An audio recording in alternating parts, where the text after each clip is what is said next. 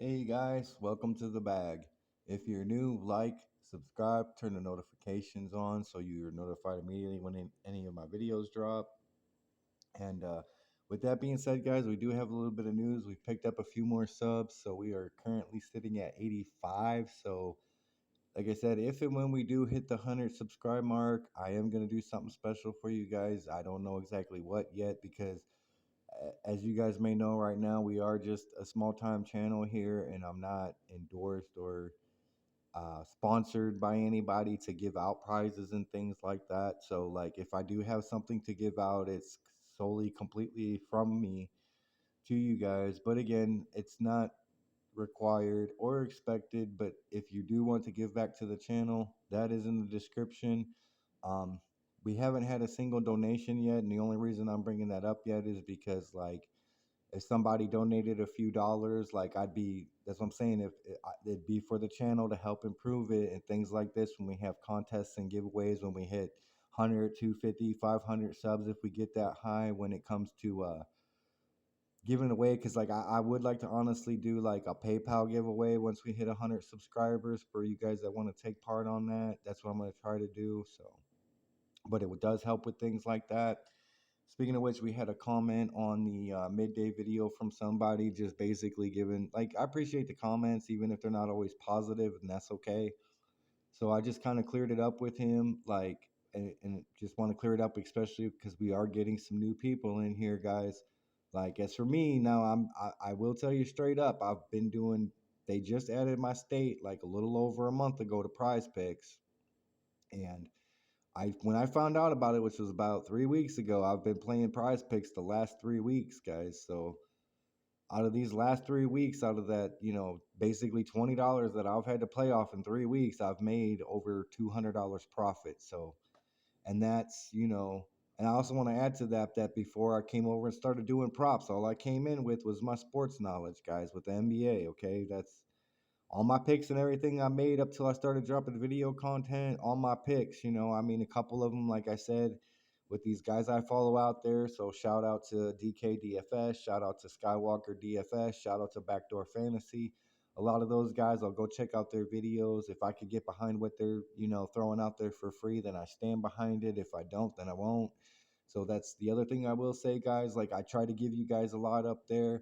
And that's the whole point of the bag. We always play, whether you're playing 3, 4, or 5, play them on a flex with what you get from me, because that is how we tend to stay profitable long term. Now, with that being said, if you guys string together 3, 4 flex props, right, that you feel really good about that are going to go, and you want to play some 2, 3, 4 power plays to try to go for the big money, and by all means, go for it. Because, like, that's the whole thing, guys. At the end of the day, I'm not going to tell you guys, what to put your money behind, or what to play or how to play. I leave that up to you. I just do the best of my ability to give you guys what I give you for absolutely free, that you can look at and say, okay, yeah, I can get behind these four. I could flex this, or I could put, well, however you guys want to do it, but that's what I bring. And again, I do appreciate all you guys, especially the new subs. Welcome to the bag. We've been doing fairly well here in terms of being profitable on Prize Picks, but we're gonna get off Prize Picks because this one here was for the take on how to take down, well, DraftKings and FanDuel tournaments without any tools or any of that stuff. So now, the last example I had to give you guys, this was unfortunately on a showdown. So this is on, now with that being said, like I said, 3 to 6 games, like, is usually the sweet spot, but in bigger ones, you still have a fair chance to take them down. It's just, like I said, a lot more combinations. So with what I'm starting with, guys, we got Luka Doncic up here because he's clearly a priority target on the slate without Kyrie. Pretty much need to play him. And then, just like I told you guys, I just quickly went through and just threw in all the players in the 5, 6K range, except Mathurin. I got him up here as an example.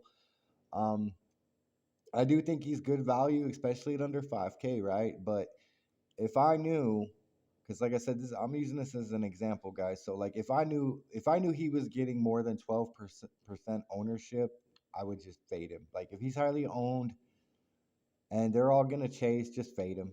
Just fade him. Take him out. And then same thing, guys. Like you'll just look through, and like I said, all these guys in this price range, you got to look at weed out. So, say like I felt good about Sohan, I wanted to keep him. I got Ubre. Let's say I liked him, just especially if he's lower owned over like Mathurin or whatever. And then like say like this guy here, I'd fade him, and then Kevin Herdier, I'd fade him, and now I'm not sure if this guy's gonna go highly owned, but he does seem pretty good. And then Jacoperto, just or however you want to pronounce his name, he looks a solid mid-range center, right? So, like I said, we want to get these guys down to about where we got at least this is how you do it before log, how you structure it out. We want to get it at least 3 or 4. And then that's another thing. If you're kind of set up to do like late swapping, that's usually tends to help and will also help you be a better DFS player in general, especially if you got a lot of guys in your earlier games that are starting that are just major chalk, and then better value opens up and you can swap things around. So just throwing that out there. So you got Kelly Oubre, Sohan, and then okay, so like if I knew Caleb Martin, I agree, looks pretty good here, decent matchup. Like if I knew he was picking up a lot of ownership, right? I'm just gonna fade him and just keep Aaron Gordon at 6-2. So that's 1, 2. So that's four right there in that price range we got. Okay, and we got now. I'm pretty sure some of these guys are like yeah dual position eligible and whatnot. So just depending on what you're wanting to get in, you can move these guys around. Um, we know, and except for these guys like him that you can't, you have to take him at center. But and we know like Luca now he's point guard only, so he does have to hold up a point guard spot. And then, so for example, like if there were any more standouts on teams that you felt like you had to have, then you would put those guys in your lineup.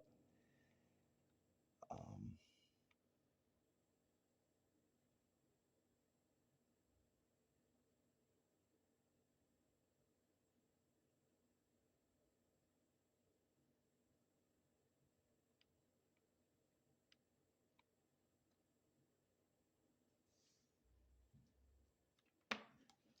so, for example, like maybe Terry Rozier, right? Like you felt like you had to have him for some reason because we do know he's playing like without, ball and all that.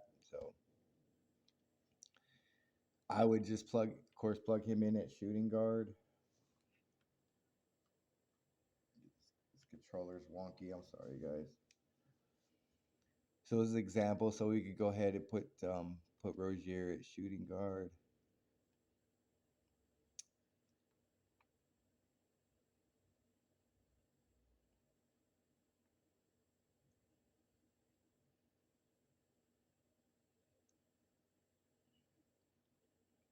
And again, he's an 8K player, so like I would really only be playing him like if you felt like he was gonna push for 50, which I mean he very well could in this matchup.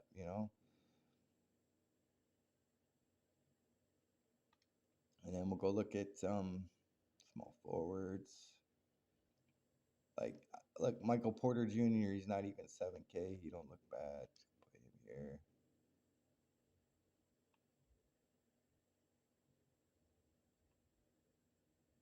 As you can see, because we have to play Luca, as you can see, like our salary per player remaining isn't that great.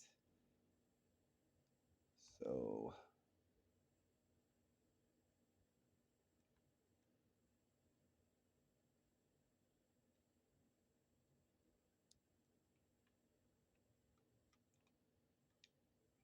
So like we can move this guy here to the power forward spot because he is power forward eligible.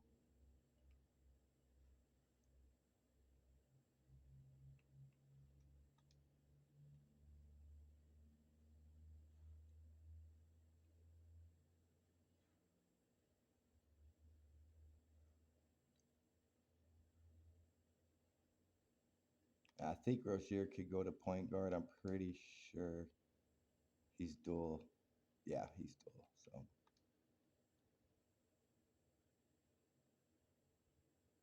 and then just an example, like I said, I don't know if a lot of people are gonna chase, but like I said, I still feel like at his price, like he's decent value.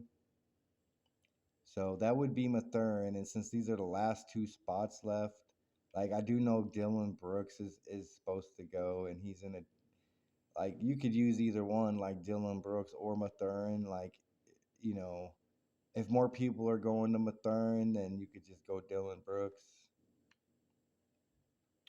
And then with 3,800 left, see, it's not really exactly well balanced, but we might very well find like a value piece sometimes in that price range.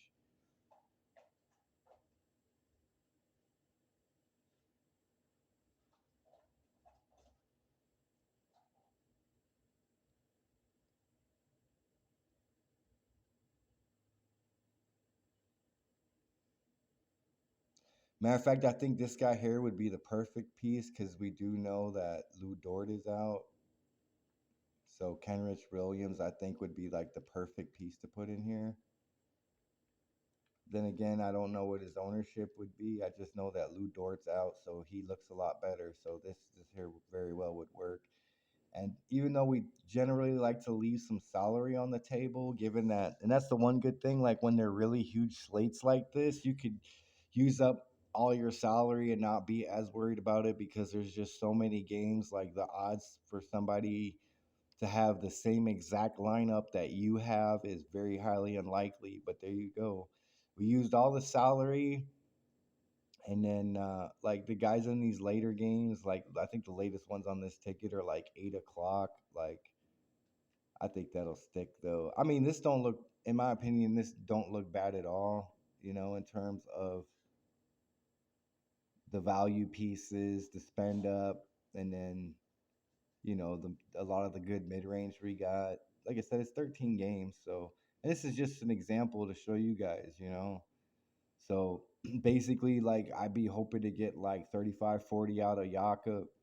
Sohan, we catch him on a good game. We know he could go 30, 35, for that price. Aaron Gordon, we know he could go out there and put up 40 fantasy points in the right kind of matchup.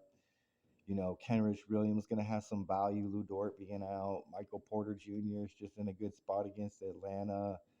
We do know Brooks and the kind of upside, even though it's not very, very high that he can bring. And then Luca's the clear priority. And then I guess in this case, the example I'm giving you, Brozier would be like, the mid range priority. And then, Kelly Oubre just, as a one of those 5K, that could pop off for around 25, 30.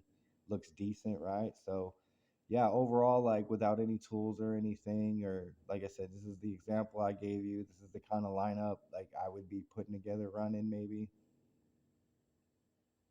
But yeah, overall, I mean, this doesn't look bad. It looks solid on a 13 gamer. And like I said, there's some guys in here that I wouldn't expect to be picking up a whole lot of ownership. So, especially on a 13 game slate. So, there should be, like, out of this lineup, I feel like at least Dylan Brooks, maybe, or one of these would for sure be lower owned compared to other guys around their prices. So, like I said, this was just a quick example to show you guys how to do this, how to get it set up, ready. And then at this point, like when you hear more value opens, you can switch down to them, then pay up at other spots for what you might be liking and whatnot, move them around. But yeah, for the most part, guys, this is pretty much how you do it. So with that being said, guys, if you're out there playing on FanDuel, DraftKings tournaments,